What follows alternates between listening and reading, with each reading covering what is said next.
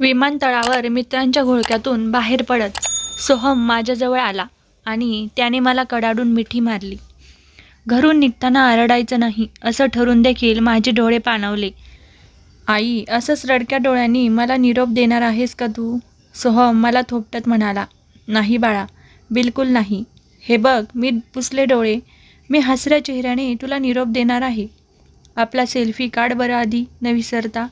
नाहीतर तसाच घाईघाईने आत निघून जाशील. फोटो सेशन संपलं.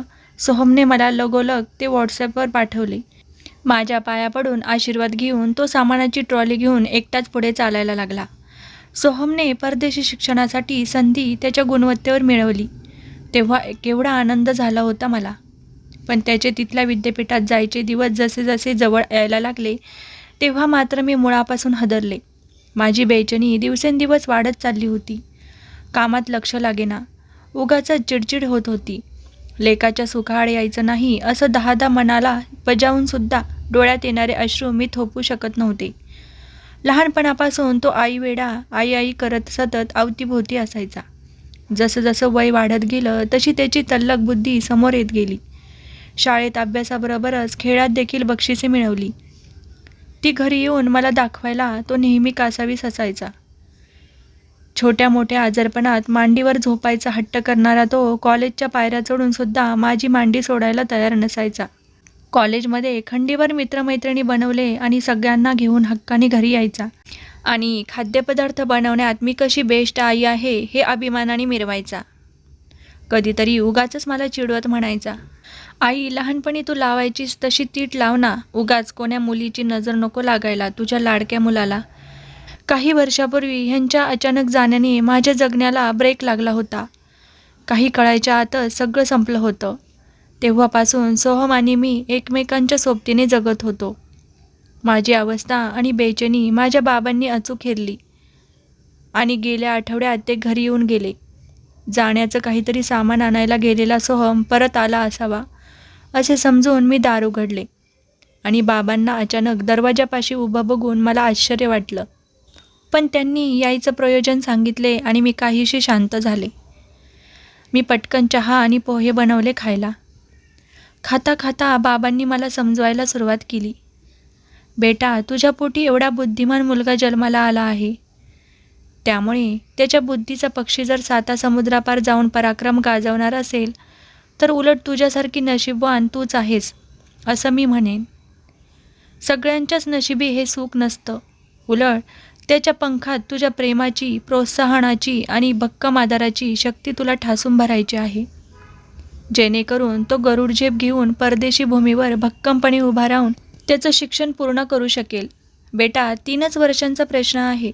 हा म्हणता दिवस जातील निघून.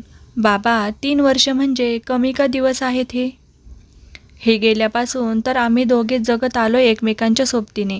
त्याच्याशिवाय एक दिवस देखील जगले नाहीये मी. बेटा, सगळं कबूल आहे तुझं, पण तरीही मुलाच्या उज्ज्वल भवितव्यासाठी तुला सावरायला हवं आता. पूर्वी राजे लढाईला निघताना त्यांच्या पत्नी आणि माता त्यांच्या कपाळावर कुंकुम तिलक लावून त्यांना ओवाळून निरोप देताना विजयाचा आशीर्वाद द्यायच्या. आपला सोहम देखील ज्ञानाच्या लढाईवर निघालेला ज्ञानयोद्धा आहे.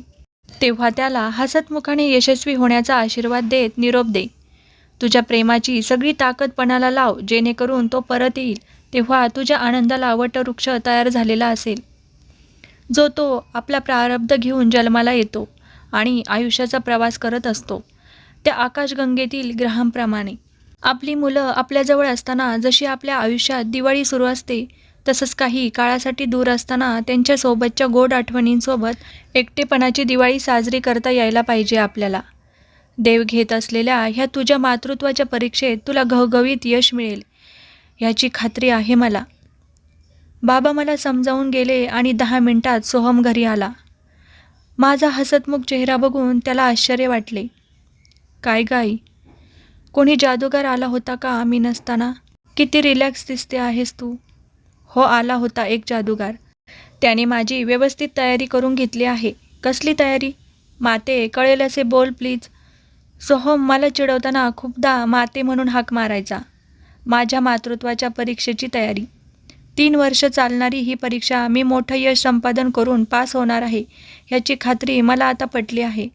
तू निश्चिंतपणे जा ठरल्याप्रमाणे पुढील शिक्षणासाठी. माझ्या बोलण्याचा काहीच उलगडा न झाल्याने दोन्ही खांदे उडून सोहम आतल्या खोलीत निघून गेला. कथेचे लेखक सतीश बर्वे. तर मित्रांनो, कथा आवडली असेल तर लाईक करा, शेअर करा आणि अशाच नवनवीन कथा पाहण्यासाठी आपल्या मराठी रिअल स्टोरीज कॉर्नरला सबस्क्राईब करा. सोबत बेल आयकॉनवर क्लिक करून ऑल सेट करा, जेणेकरून येणाऱ्या नवीन व्हिडिओचे नोटिफिकेशन तुम्हाला लगेच मिळेल. धन्यवाद.